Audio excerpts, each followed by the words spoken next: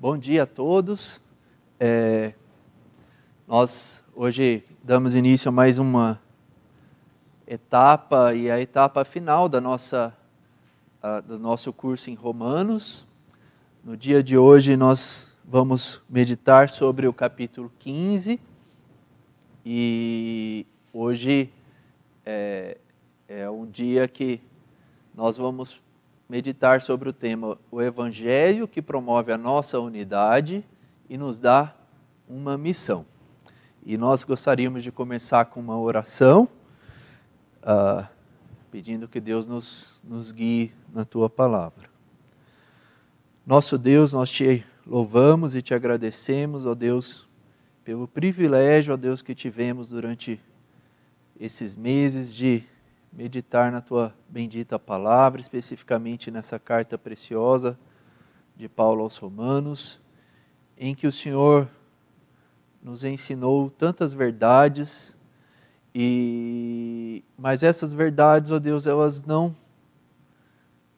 vão perdurar, ó Deus, não vão gerar frutos, se não dependermos do Teu Santo Espírito, ó Deus, em todos os momentos. Pedimos dessa maneira, Senhor, que o Senhor nos dê a Tua luz, nos dê a graça, ó Deus, de aprendermos mais hoje, ó Deus, sobre a Tua Palavra. Que os nossos irmãos em casa e aqui, ó Deus, possam guardar a Tua Palavra e assim como nós.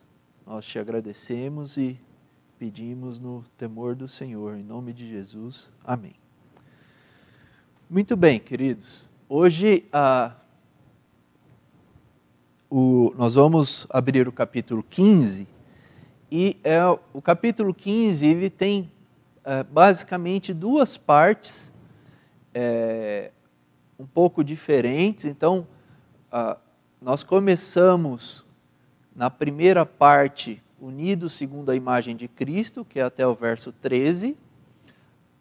Na primeira parte, a segunda parte, Paulo comenta um pouco sobre a fidelidade e ousadia no ministério do apóstolo, que vai até o verso 21.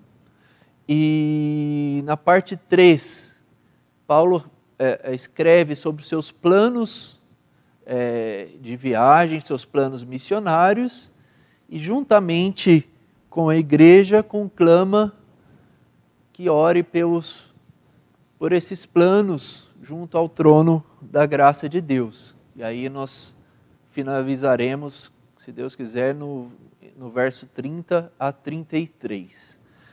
A primeira parte, fundamentalmente, ela é ligada ao que o irmão Paulo comentou semana passada, que é sobre fortes e fracos na fé.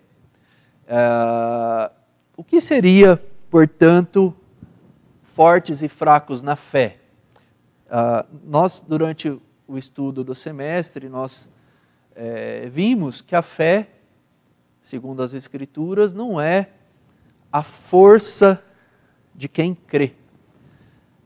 Então, como que Paulo, de repente, ensinando que a fé não é mérito, a fé é a mão vazia que depende da graça de Deus, que procura a graça de Deus, como que Paulo, de repente, muda a meditação e, de repente, aplica a palavra fé, associando a força e a fraqueza?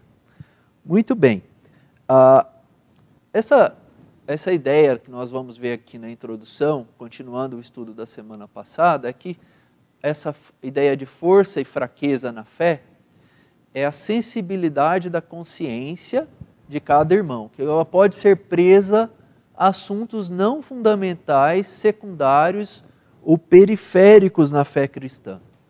Inevitavelmente, na igreja, nós vivemos com pessoas diferentes, pessoas que pensam diferentes, de culturas diferentes, pessoas que têm mais preocupação com as suas atitudes, que têm mais escrúpulos. Escrúpulos não é uma palavra negativa, mas é o medo de desagradar alguém.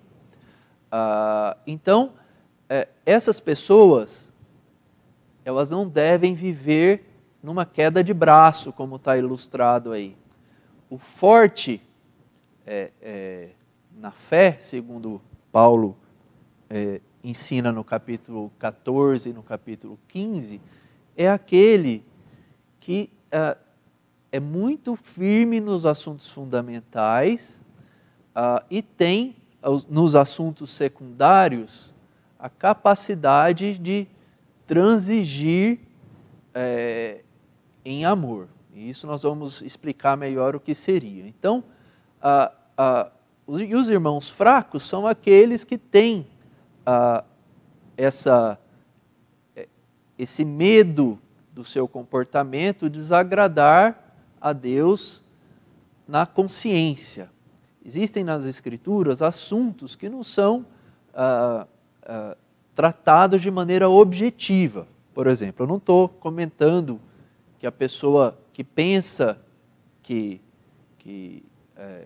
ter relações sexuais ilícitas não é pecado, eu não estou dizendo que isso está sujeito à consciência da pessoa, que a pessoa roubar, ou matar, ou mentir, que existem justificativas para isso. Mas existem coisas na própria Escritura que nós vamos exemplificar, que existe a questão da consciência de cada um.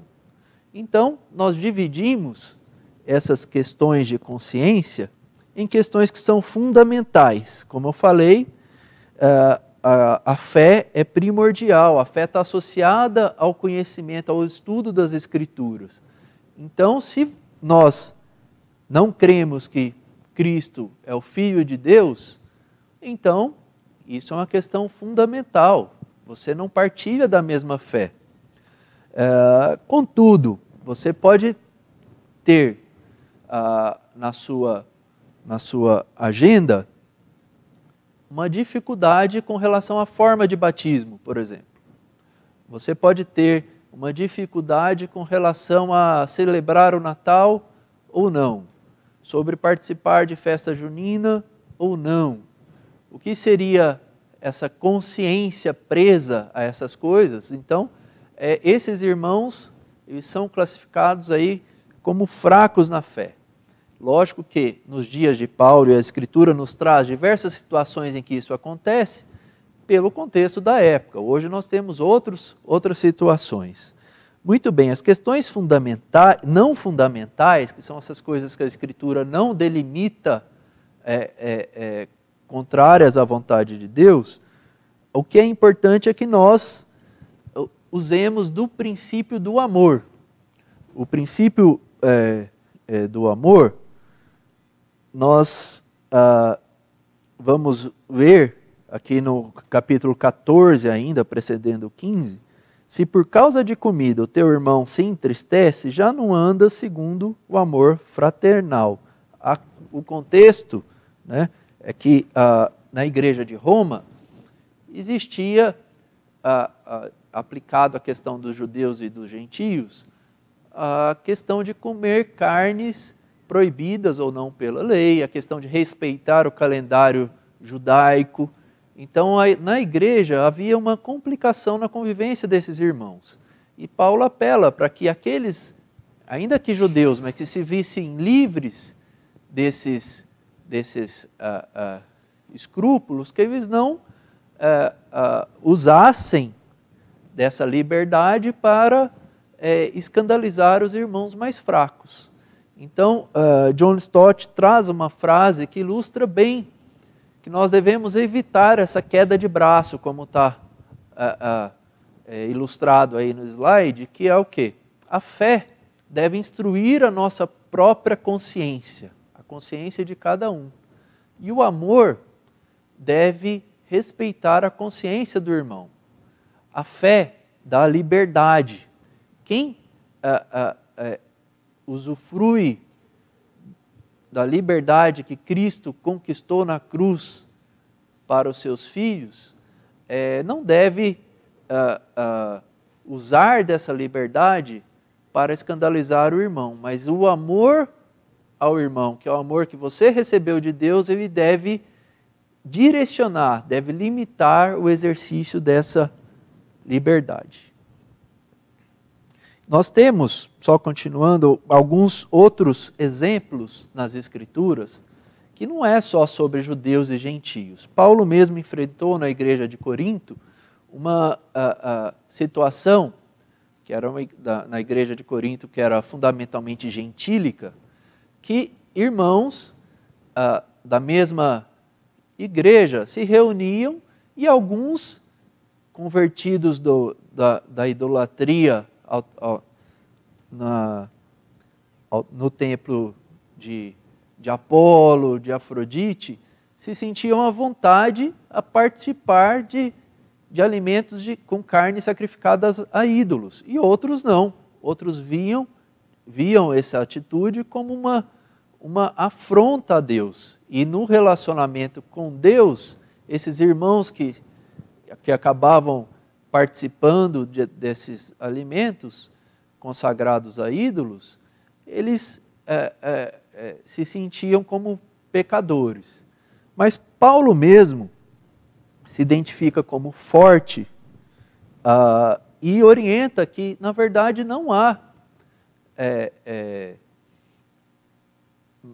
um problema necessariamente com aquela carne, mas que se os irmãos usassem daquela situação para desrespeitar a consciência do outro, que aquilo se constituía, então, um pecado, uma violação da liberdade cristã. A igreja em Jerusalém enfrentou também outra situação parecida com relação à circuncisão. Um dos motivos pelos quais no livro de Atos nós vemos que acontece o concílio de Jerusalém é justamente essa situação de que alguns judeus cristãos entendiam pela sua cultura, entendiam que não se poderia entrar na comunhão se um gentio não fosse circuncidado. E alguns gentios se sentiam constrangidos a circuncidar e outros simplesmente consideravam que isso era de fato secundário, que era algo peculiar à cultura judaica e que o próprio Cristo serviu com a sua graça o que a circuncisão faria. Então, nós temos essas situações que são não fundamentais e que geram ainda hoje divisões na igreja. Então, esses princípios da fé e do amor, eles devem ser praticados e adotados em todas as épocas, não só naquela igreja específica em Roma, mas naquela época a gente vê nas Escrituras que em Jerusalém, em Corinto e em muitos outros lugares também haviam divisões nesses padrões. Bem, então qual que é os limites, sendo mais objetivo, com relação à liberdade cristã? A liberdade cristã não é a liberdade para você usufruir os prazeres transitórios dessa vida. Não é a liberdade, muito menos para você fazer o que você quiser. A liberdade cristã, ela é motivada pelo amor a Deus, por um amor gracioso que nós recebemos sem merecer, deve ser direcionada pelo amor ao próximo e, se por um lado nós vemos que a lei se especifica algumas coisas que desagradam a Deus, especificamente que nós devemos rejeitar ao pecado, que nós devemos ser santos como Deus é santo, que nós devemos ter o caráter de Cristo, esse é um limite para a nossa liberdade que está claro na palavra, que é o princípio da fé. Por outro lado, do lado direito ali, nós temos a consciência do irmão fraco, do irmão que precisa evoluir na fé, que precisa fortalecer no conhecimento de Deus. Então, aqui nós não estamos justificando, dizendo que o escrúpulo do irmão fraco é o que deve ditar a nossa liberdade, mas que transitoriamente esse irmão fraco ele deve evoluir no conhecimento da palavra e crescer na fé. E por isso que toda igreja tem vários estágios, várias situações em que a consciência que nós vemos no meio da Irmandade ela é diferente. A vida cristã ela é dinâmica. E Paulo já havia introduzido esses limites de maneira clara com relação ao princípio da fé e do amor no capítulo 13 dessa mesma carta, no qual nós podemos ver: a ninguém fiqueis devendo coisa alguma, exceto o amor com que ameis uns aos outros, pois quem ama o próximo tem cumprido a lei. Olha o nível horizontal ali, direita e esquerda, né? O amor ao próximo cumpre a lei. Por isso, não adulterarás, não matarás, não furtarás, não cobiçarás. Se há qualquer outro mandamento, tudo nessa palavra se resume. Amarás o teu próximo como a ti mesmo. O amor não pratica o mal contra o próximo, de sorte que, olha a outra direção, você caminha do cumprimento da lei, que é o cumprimento do amor. Então, como nós estamos na seção da Carta aos Romanos, que aborda o relacionamento prático entre os irmãos na igreja, então, desde do verso do capítulo 12, do começo, nós temos sempre que considerar a interpretação do que nós lemos à luz do que já foi dito. Então, é muito importante guardarmos esses limites da liberdade cristã, para que agora nós comecemos a entrar no texto do capítulo 15. Vamos ver juntos? Vamos ver inicialmente até o verso 13. Capítulo 15, verso de 1 a 13. Ora, nós que somos fortes devemos suportar as debilidades dos fracos e não agradar-nos a nós mesmos. Portanto, cada um de nós agrade ao próximo no que é bom para a edificação, porque Cristo não se agradou a si mesmo. Antes, como está escrito, as injúrias dos que te ultrajavam caíram sobre mim. Pois tudo quanto outrora foi escrito, para o nosso ensino foi escrito, a fim de que, pela paciência e pela consolação das Escrituras, tenhamos esperança. Ora, o Deus da paciência e da consolação vos conceda o mesmo sentir de uns para com os outros, segundo Cristo Jesus, para que, concordemente e a uma voz, glorifiqueis ao Deus e Pai do nosso Senhor Jesus Cristo. Portanto, acolhei-vos uns aos outros, como também Cristo nos acolheu para a glória de Deus. Digo, pois, que Cristo foi constituído ministro da circuncisão, em prol da verdade de Deus, para vos confirmar as promessas feitas aos nossos pais, e para que os gentios glorifiquem a Deus por causa da sua misericórdia, como está escrito: por isso eu te glorificarei entre os gentios, e cantarei louvores ao teu nome. E também diz: alegrai-vos, ó gentios, com o seu povo. E ainda: louvai ao Senhor, vós todos os gentios, e todos os povos o louvem. Também Isaías diz: haverá a raiz de Jessé, aquele que se levanta para governar os gentios. Nele os gentios esperarão. E o Deus da esperança vos encha de todo o gozo e paz no vosso crer, para que sejais ricos de esperança no poder do Espírito Santo.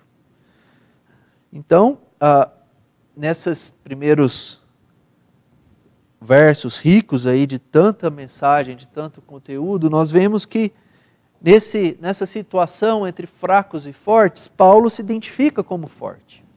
Se identifica, apesar de ter sido um judeu zeloso da guarda da lei, um fariseu radical, preso a questões secundárias que não são primordiais na fé cristã, ele, na medida que abraçou o ministério que Cristo lhe outorgou, ele se viu liberto dessas coisas. Então ele pôde viver no mundo gentílico e viver no mundo judaico com a consciência tranquila de que Deus se agrada do caráter de Cristo construído nele. E ele exorta, então, no verso 1, que os fortes devem suportar as debilidades dos fracos e não agradar a nós. É aquilo que eu já disse antes. Essa questão do suportar, nós temos um viés na nossa língua, que nós usamos a palavra suportar como um suplício, né? A gente não deve entender essa palavra suportar como ter ranger os dentes e aguentar o irmão com raiva. Aqui significa dar suporte, que é o que a imagem nos diz aí, que é a força de a consciência forte de compensar a fragilidade do outro. E à luz da palavra de Deus, à luz do estudo das Escrituras, a construir a consciência forte em Cristo. No verso 19 do capítulo 14, nós lemos: assim, pois, seguimos as coisas da paz e também as da edificação de uns para com os outros. Não destruas as obras de Deus por causa da comida. E anteriormente ele havia mencionado que também havia pessoas que guardavam dias e outros que não.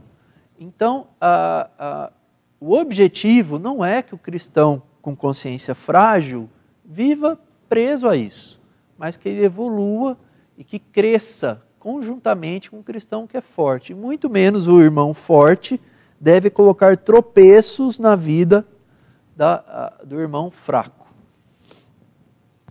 Muito bem, e nós seguimos no final do verso 1 com a palavra não agradar-nos a nós mesmos. E por que Paulo conta isso? Por que Paulo puxa e explica esse argumento à luz do que seria a nossa tendência natural de que aproveitar a nossa liberdade em nosso favor? E o argumento é teológico, é que a imagem de Jesus deve ser construída em cada um.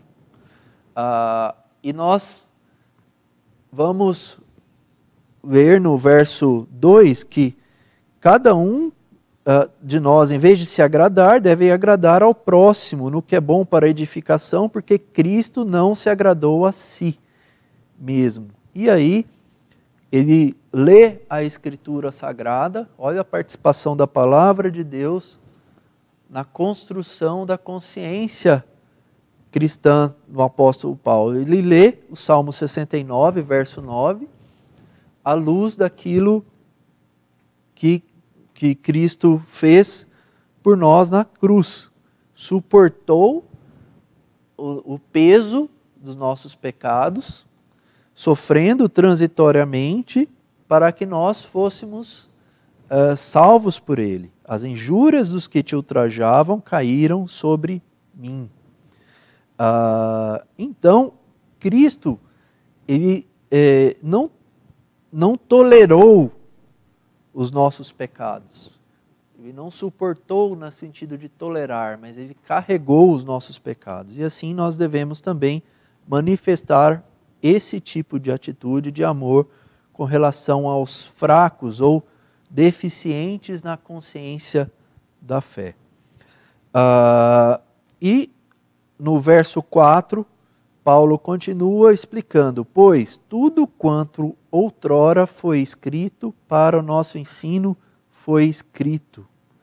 Então, ele tinha acabado de citar um verso do Salmo 69, e ele comenta que esse tipo de leitura e esse tipo de meditação nas Escrituras é o que vai promover a nossa consciência. Então, é o exemplo prático do que ele acabou de fazer e é o nosso desafio de seguir a palavra de Deus como guia. Por quê? Porque é antinatural, meus irmãos, que nós, como pecadores e com tendência de autossuficiência, de egoísmo, é antinatural que nós abramos mão das nossas convicções por amor ao próximo. Então ele coloca que isso é necessário à luz do que Cristo fez por nós, para que nós tenhamos o caráter de Cristo moldado em nós e que esse molde do caráter de Cristo ou da consciência de Cristo é dado pelo estudo das Escrituras. De forma que a paciência, a consolação das Escrituras nos dê esperança. Esperança de quê? O que é essa esperança que está aqui em questão? A esperança de que pessoas diferentes possam ser unidas no mesmo corpo. Então, a paciência que nós devemos ter com o irmão, ela procede de que da satisfação que as Escrituras nos dá, do consolo que nossa consciência tem, não de que nós estejamos sendo prejudicados, mas que nós estamos de fato cumprindo a vontade de Deus. E que essa paciência, essa consolação, nós vemos no verso 5, que ela não procede naturalmente de nós, como eu já disse, mas que Paulo escreve: ora, o Deus da paciência e da consolação vos conceda o mesmo sentir de uns para com os outros, segundo Cristo Jesus. Paulo explica uma coisa e quase que imediatamente ele ora e fala para os irmãos que nós dependemos do Deus Trino. Nós dependemos da vontade do Pai a ser conhecida para cumpri-la, nós dependemos do caráter de Cristo e nós dependemos do poder do Espírito Santo. Para quê? Para que essa esperança da união entre irmãos diferentes, entre pessoas diferentes no corpo de Cristo, seja consolidada. E essa disposição de fé e amor a que nós somos conclamados é o que vai promover a união de pecadores, de maneira que, qual que é o objetivo disso, pessoal? Verso 6, concordemente, e a uma voz glorifiqueis ao Deus e Pai de nosso Senhor Jesus Cristo. É para que nós tenhamos conforto, é para que nós usufruamos dos prazeres aqui? Não, é para que a glória de Deus, a glória do Pai seja evidenciada e dessa maneira que a igreja seja poderosa em testemunhar o Evangelho. No verso 7 ao 13, continuando, nós vemos as mesmas a aplicação dessas mesmas coisas que nós comentamos do 1 ao 6, só que de maneira mais específica à igreja de Roma. Então, à luz do que nós já comentamos, nós vamos ver na leitura dessa sessão que Paulo aplica esses conceitos com relação aos gentios e aos judeus naquela igreja. De maneira que, perdão pessoal, passei errado aqui. De maneira que entre o verso 7 e o verso 13, nós temos palavras importantes e Paulo conclama que aquela igreja vive unida, repetindo que Cristo é o ministro da circuncisão. Ou seja, se naquela igreja a diferença entre os judeus e os gentios, alguns poderiam ter problemas com a circuncisão, Paulo coloca que Cristo foi ministro. A palavra original no grego significa que Cristo serviu como diácono à circuncisão. Ou seja, não é necessário que os gentios se sacrifiquem na carne para que eles sejam incluídos em comunhão com os judeus. Cristo já fez isso. Então, isso que esse termo significa. E ele fez isso cumprindo a verdade de Deus. Ou seja, cumprindo o pacto dado a Abraão. O pacto que Deus fez com Abraão, de que gentios seriam chamados por Deus na comunhão, na inclusão do povo de Deus. E por isso que também nós vemos uma sequência grande de textos que ele coloca. E aí nós temos uma citação na segunda parte do verso 9, que é uma citação de Deuteronômio, nós começamos a segunda parte do verso 9, que é uma citação de Salmo 18, 49, depois uma citação do Pentateuco, de Deuteronômio 32, 42, no verso 10, alegrai-vos, ó gentios, com o seu povo.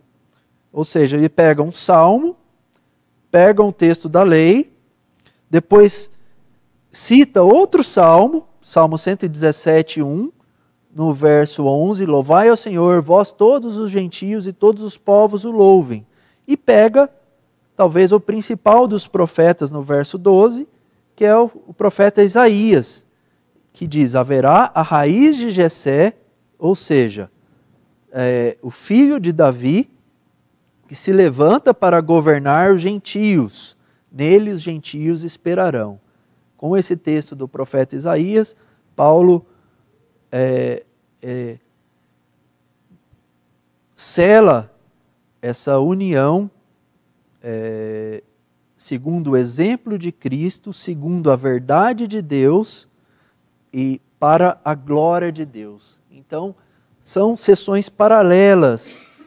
O capítulo 15, verso de 1 a 6, e segue de maneira mais direta, mais prática, os mesmos conceitos, evoluindo com citações das Escrituras, os versículos 7 a 13.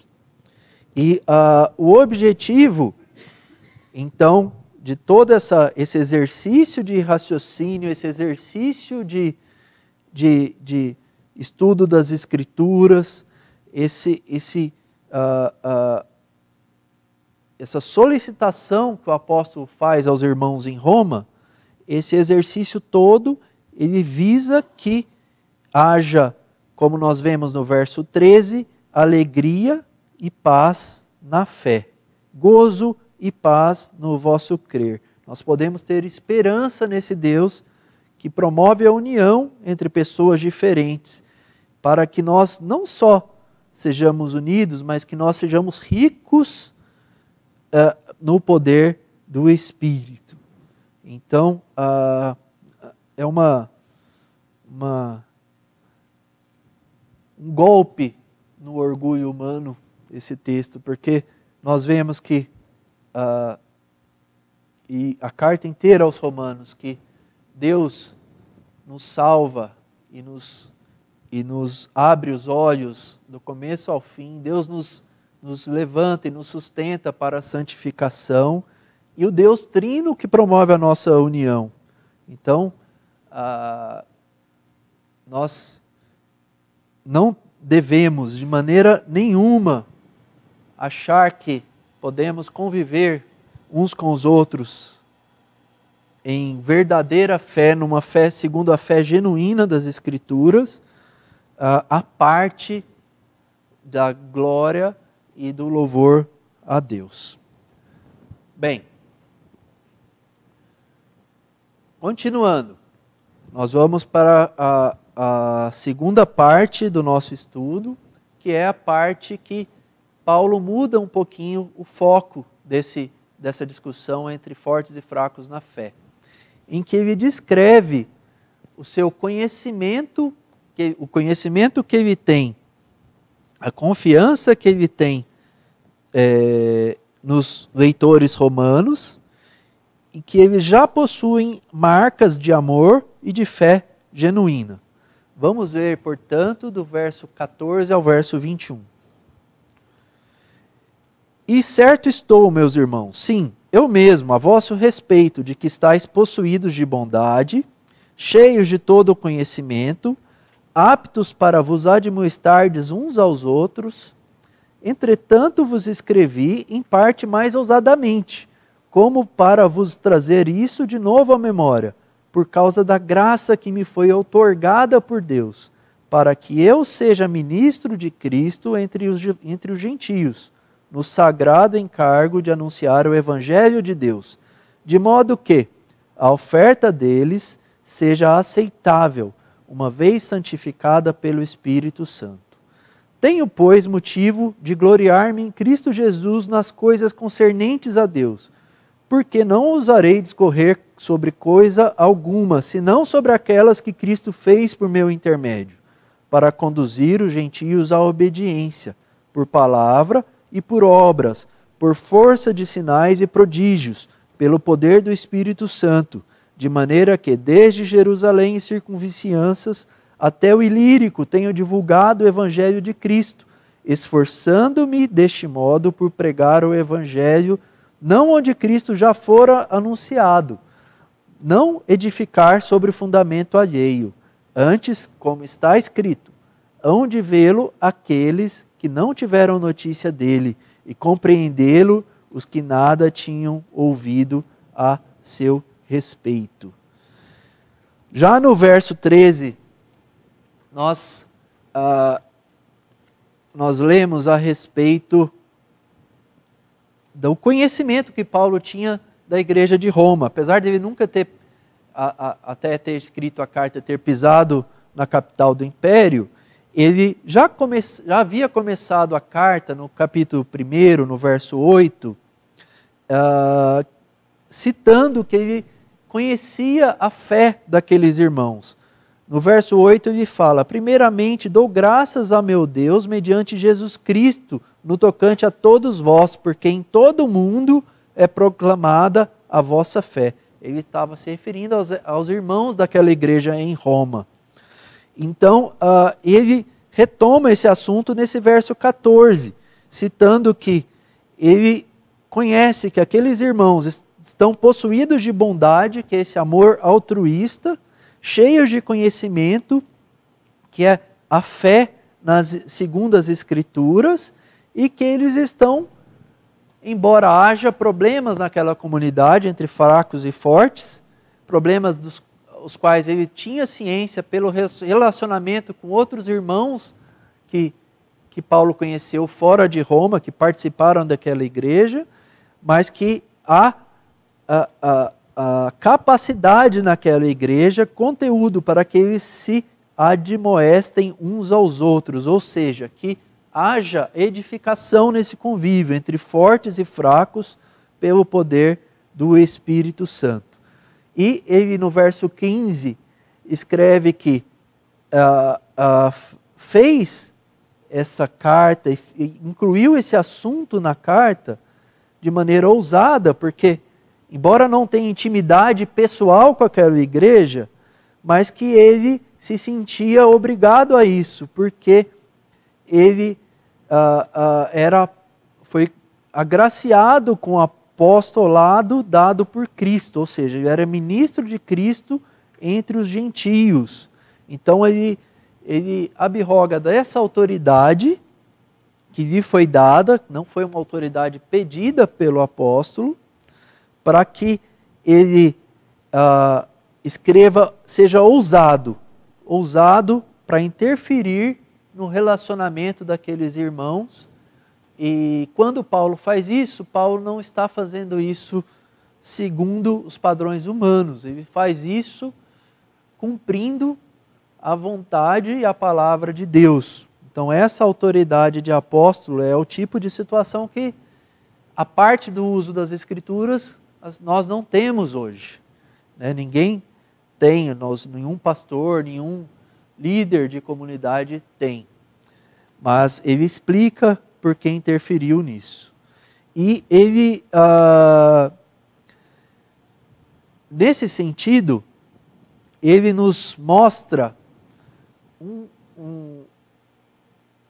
uma qualidade no seu ministério, que é a fidelidade que ele tinha, ou seja, a característica de manter o foco na mesma palavra. Então ele escreve que é importante trazer de novo a memória, ou seja, os fundamentos da fé, os fundamentos do Evangelho, que Paulo tanto ventilou no Império Romano junto com outros apóstolos.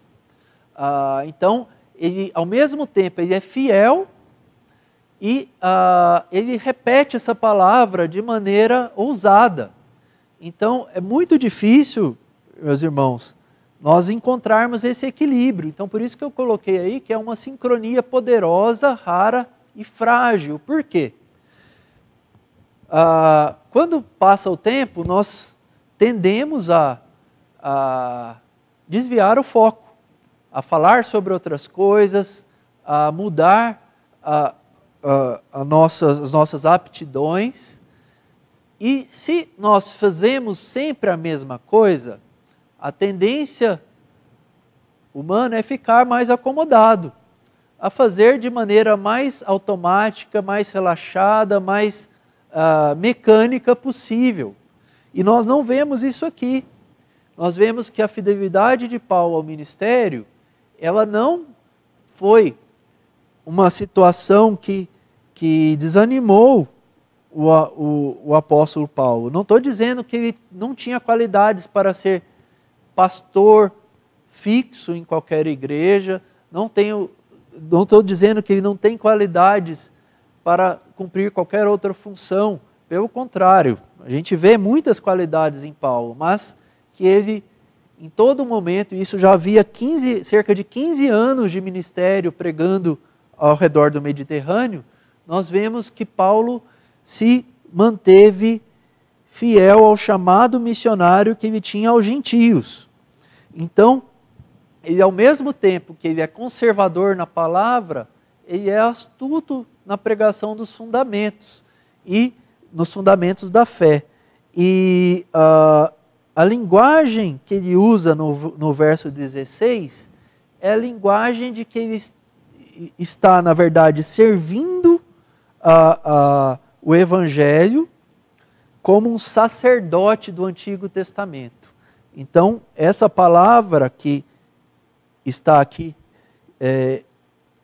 que seja ministro de Cristo Jesus, é diferente da palavra que Paulo usou para Cristo como ministro da circuncisão. Esse ministro já é como um sacerdote, alguém que apresenta alguma coisa. Então ele vê essa atividade dele como algo sagrado, como algo que Paulo deve ser fiel e dedicado, como os sacerdotes do tabernáculo e do templo do Antigo Testamento. Só que ele acrescenta que essa oferta que Paulo faz, ela não tem capacidade no sacerdote Paulo, que é um humano frágil e falho.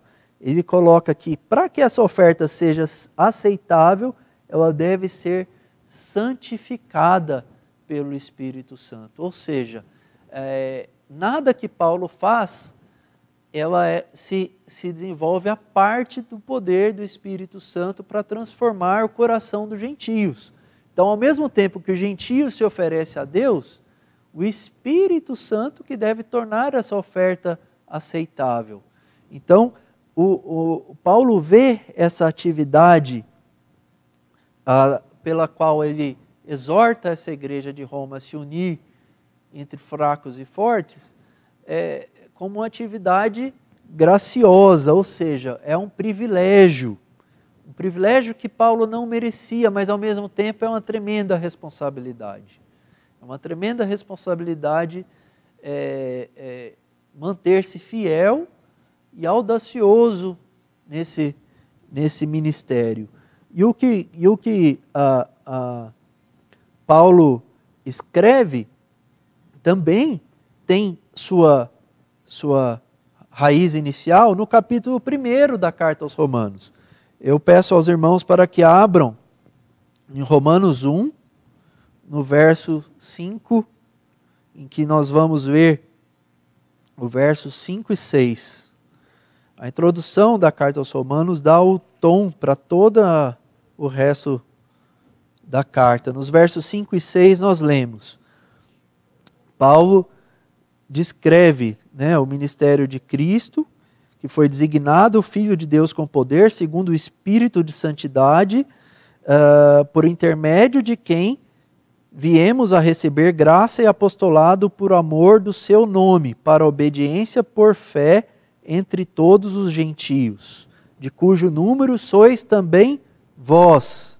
Vós quem? A igreja de Roma. A igreja de Roma, embora Paulo não tenha plantado, está incluída no sacerdócio de Paulo. E essa igreja ela foi chamada para ser de Paulo? Não. Chamada para ser de Jesus Cristo. Então, e é nesse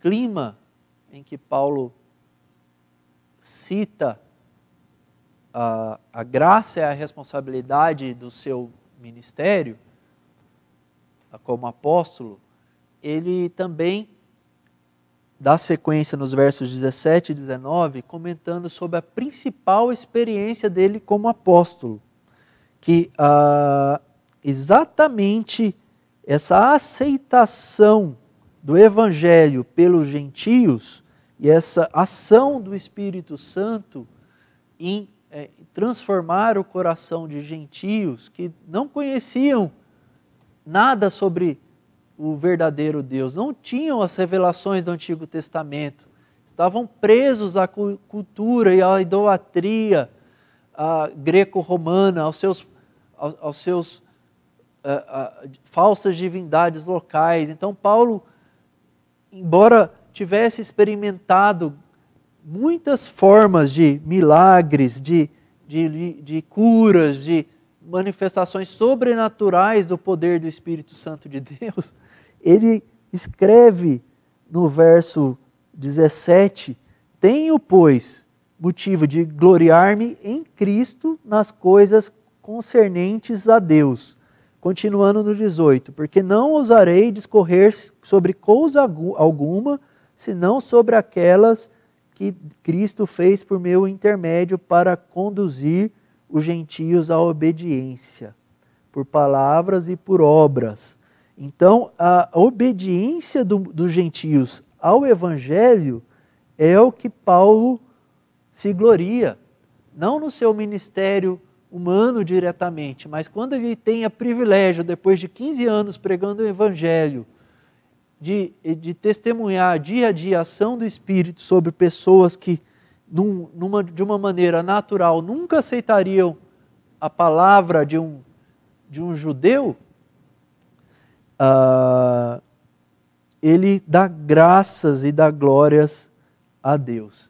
Então, nós vemos que Paulo declara no verso 19 que ele foi um apóstolo dedicado, no sentido de que serviu numa grande extensão, que nós vamos ver no mapa que é de Jerusalém ao Ilírico, que é a atual Albânia, toda a bacia do Mediterrâneo. Ele se viu com humildade, por quê? Porque ele não se gloriou nos milagres, nas coisas sobrenaturais que ele viu, mas no poder de Cristo sobre os gentios. Não sobre ele, mas sobre os gentios. E ele serviu com fidelidade. Por quê? Porque ele não se apegou, não se distraiu no seu ministério, não se fixou em um lugar só, não procurou ser líder local, embora ele tivesse esse ministério de também exortar as igrejas locais, mas ele sempre teve um olho nas fronteiras do Evangelho. E no verso 20 ao 21, nós vemos por que ele pensa assim.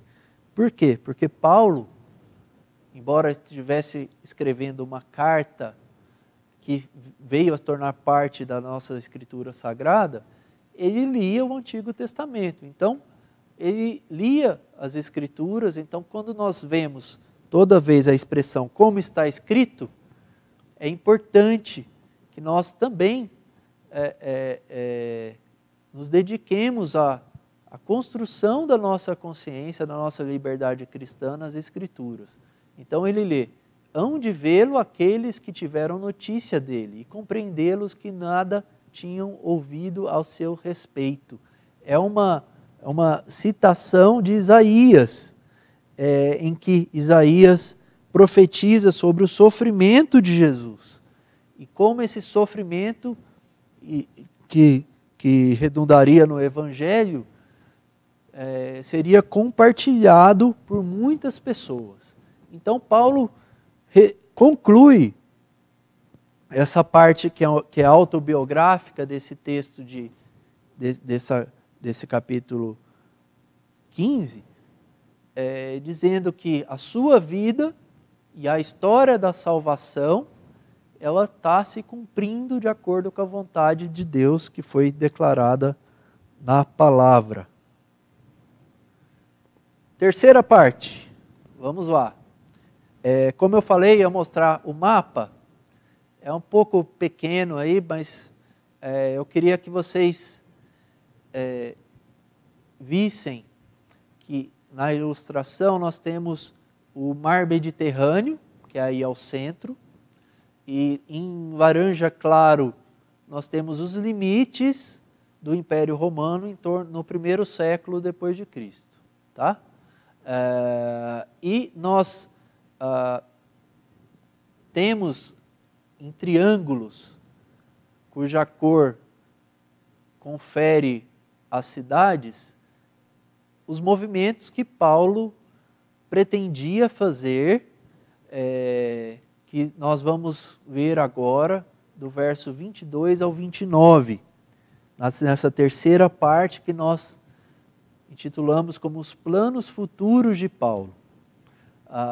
Antes de nós vermos, só relembrar aos irmãos que Paulo escreve essa carta aos Romanos da cidade de Corinto, que é o triangulinho azul, que fica bem centralizado aí no mapa, e provavelmente ao fim da terceira viagem missionária. Paulo escreve a carta, na verdade ele dita a carta. A carta de Paulo aos Romanos, na verdade, é a carta escrita por Tércio, que é o amanuense dele, e essa carta foi levada por uma irmã, por uma mulher da cidade de Corinto, do porto da região do porto de Cencreia, à igreja de Roma, por uma mulher chamada Febe. E nesse mapa, o que está em jogo é o motivo pelo qual o apóstolo declara por que ele não pôde visitar os irmãos em Roma até agora. Que ele tinha um desejo grande de visitar, mas que em toda essa parte que vai de Jerusalém, que é o triângulo vermelho, até o Ilírico, que é ao norte do triângulo azul, Paulo se dedicou por 10 a 15 anos na pregação do Evangelho. E ele queria estender essa meia-lua para chegar em Roma e chegar à Espanha. Então, ele tem essa parte da carta que é muito dinâmica. Então, achei conveniente trazer essa ilustração para que os irmãos vejam a dificuldade do que ele pretendia fazer, dos planos futuros de Paulo. Então, nós vemos, verso 22. Essa foi a razão porque também muitas vezes me senti impedido de visitar-vos. Mas agora, não tendo já campo de atividade nessas regiões e desejando há muito visitar-vos, penso em fazê-lo quando em viagem para a Espanha, pois espero que de passagem estarei convosco, e que para lá seja por vós encaminhado, depois de haver primeiro desfrutado um pouco da vossa companhia. Mas agora eu estou de partida para Jerusalém, a serviço dos santos, porque aprouve a Macedônia e a Acaia levantaram uma coleta em benefício dos pobres, desde os pobres dentre os santos que vivem em Jerusalém. Isto lhes pareceu bem, e mesmo lhes são devedores, porque se os gentios têm sido participantes dos valores espirituais dos judeus, também devem servi-los com bens materiais. Tendo, pois, concluído isto, e havendo-lhes consignado esse fruto, passando por vós, irei à Espanha, e bem sei que, ao visitar-vos, irei na plenitude da bênção de Cristo. Bem, Paulo sentia que as fronteiras do cristianismo precisavam ser alargadas, mas ele tinha a intenção de visitar Roma para se alegrar com os irmãos e para alcançar a Espanha. Então a carta aos Romanos é uma carta missionária. E ele pretendia usar a comunhão dos irmãos de Roma como um entreposto missionário, como uma base de apoio, algo semelhante ao que Antioquia foi para a Ásia Menor. Então, só que ele tinha compromissos a serem concluídos, que é o quê? Ele havia feito promessas e se comprometido com Tiago, Pedro e João a não se esquecer dos pobres de Jerusalém durante o seu ministério aos gentios. Isto está registrado no começo da carta aos Gálatas, no capítulo 1, de 6 a 10. E voluntariamente, no ministério de Paulo, a região mais pobre da igreja gentílica, que é a região de Filipos, Tessalônica, sentiu constrangido, de maneira voluntária, quis contribuir com os santos em Jerusalém, com os irmãos em Jerusalém que passavam necessidades, com a igreja de Jerusalém que era a mais pobre. Então Paulo organizou essa comitiva, e o contexto é esse. É isso que Paulo está explicando aqui. Ele precisava cumprir essa palavra para que essa oferta voluntária dos irmãos da região da Macedônia e da Acaia, onde ele estava agora, que é a igreja de Corinto, que pudesse ser conduzida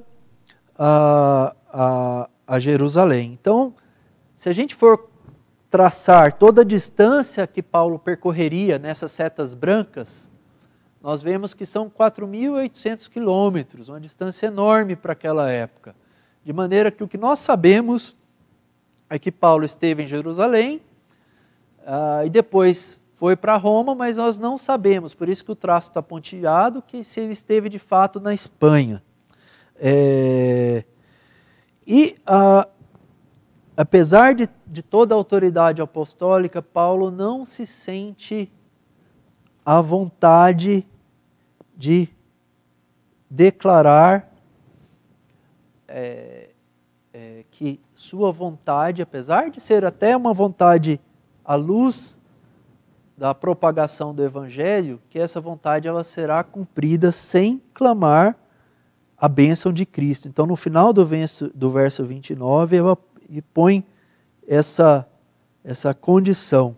E, em seguida, é o que nós vamos ver nessa última parte, que é a submissão aos planos de Deus. Paulo integra e Paulo se une à igreja de Roma, àqueles irmãos, nesses 3 versículos ricos e repletos de teologia e fé. nós vamos aproveitar e ler já agora com os irmãos. Leiam, por favor, em casa junto. Rogo-vos, pois, irmãos, por nosso Senhor Jesus Cristo e também pelo amor do Espírito, que luteis juntamente comigo nas orações a Deus a meu favor, para que eu me veja livre dos rebeldes que vivem na Judéia, e que este meu serviço em Jerusalém, qual serviço? É esse levar as ofertas aos necessitados, seja bem aceito pelos santos, a fim de que, ao visitar-vos pela vontade de Deus, chegue à vossa presença com alegria e possa recrear-me convosco. E o Deus da paz seja com todos vós. Amém.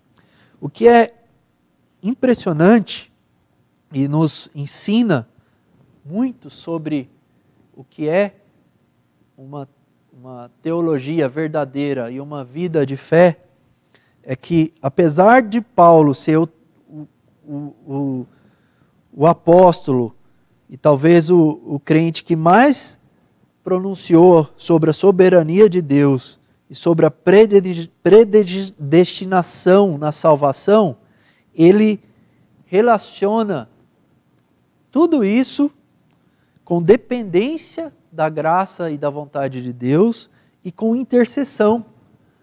Quem mais crê na soberania de Deus é aquele que mais ora e vice-versa. Essas duas coisas, apesar de que aos olhos humanos, naturais, pareçam ser contraditórias, elas são unidas. Então, e conclama que os irmãos em Roma lutem com ele nas orações. É lutar como lutar? Lutar contra a vontade de Deus? Não. É lutar contra a inimizade humana, para que a união entre judeus e gentios, entre fracos e fortes, líderes e liderados, não impeça que o evangelho progrida. Então a luta que nós temos na oração não é que Deus se curve adaptando a vontade dele à nossa, é o contrário, que nós passemos a amar e a desejar ardentemente a vontade de Deus. E nós precisamos disso porque nós fomos ensinados nesse curso, meus irmãos, que nós não sabemos orar como convém. Que a palavra que Deus escuta da nossa boca é uma palavra que precisa ser traduzida, que precisa ser adaptada pelo Espírito. Que nós realmente precisamos saber amar e desejar a vontade de Deus, seja feita a tua vontade acima de todas as coisas. Então, nós precisamos do Deus triuno, nós precisamos do nosso advogado, nós precisamos do poder do Espírito e da vontade de Deus Pai para sabermos orar como convém. E Paulo pediu duas coisas nessa sessão, já finalizando. Pediu que essa oferta fosse bem aceita pelos crentes judeus. Essa palavra santos é isso, né? São os irmãos, são os crentes na Judéia. E Paulo, nós não sabemos pela Escritura se de fato essa oferta ela foi bem aceita pelos judeus, mas nós sabemos que Paulo não foi livre dos rebeldes. Antes, ele não foi atendido por Deus nesse quesito, ele foi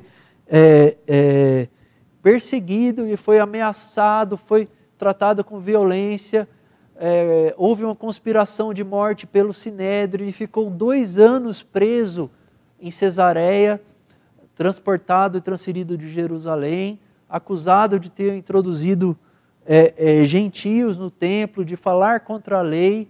E depois de 2 anos encarcerado em Cesareia, essa viagem para Jerusalém, que deveria ser, segundo os versos de 22 a 29, um motivo de alegria e paz e promoção de união, ele termina essa viagem como preso e chega em Roma, não com liberdade, não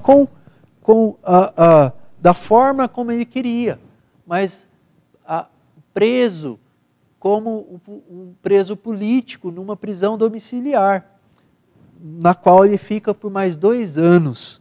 Então, nós vemos que mesmo Paulo, com esse ministério fiel, audacioso, com uma teologia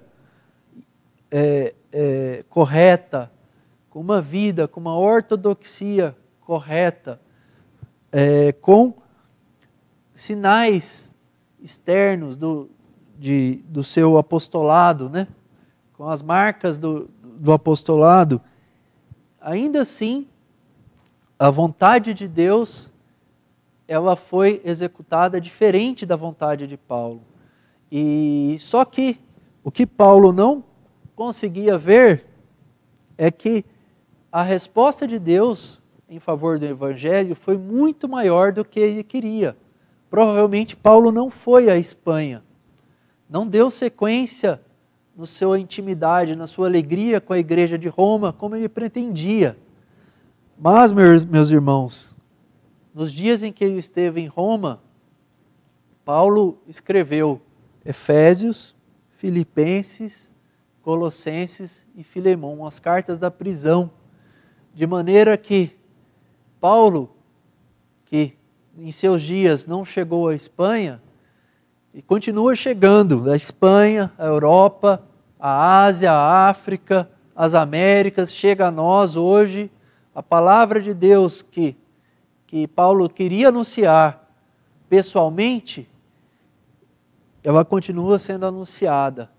Então olha como a resposta de Deus, o bem que Deus faz, como todas as coisas cooperam para o bem, como todas as coisas elas conspiram infinitamente mais do que nós desejamos, conspiram para o progresso e para o bem do Evangelho, para a glória de Deus. Então, eu queria que nós pensássemos, concluindo o estudo de hoje, como está as nossas orações. Às vezes eu quando escuto as minhas próprias orações, os clamores que nós fazemos a Deus, como nós, na verdade, não queremos a vontade de Deus, a gente quer que Deus se curve à nossa vontade. A gente pede pelo nosso conforto, pelos nossos problemas, pelo aquilo que é transitório, pelo aquilo que vai acabar nesse mundo. Mas nós pouco pedimos como deveríamos fazer pela vontade de Deus. Que seja feita a tua vontade na terra como nos céus, como nosso Salvador nos ensinou a orar. Pai, nós te louvamos e te pedimos perdão, ó Deus. Nós te louvamos porque o Senhor é um Deus misericordioso, que tem paciência e graça ao nos ensinar, ao dar a tua palavra, ao dar o teu Espírito. O Senhor que não poupou o seu próprio Filho para que pudéssemos ser reunidos ao Senhor. Mas pedimos perdão, ó Deus, que nós precisamos do teu poder, ó Deus. Precisamos da tua luz sobre as nossas vidas, ó Deus. Nos ensina a sermos discípulos do Senhor e que o nosso coração ame ao Senhor acima de todas as coisas. Assim nós oramos e pedimos. Amém. Bom domingo a todos.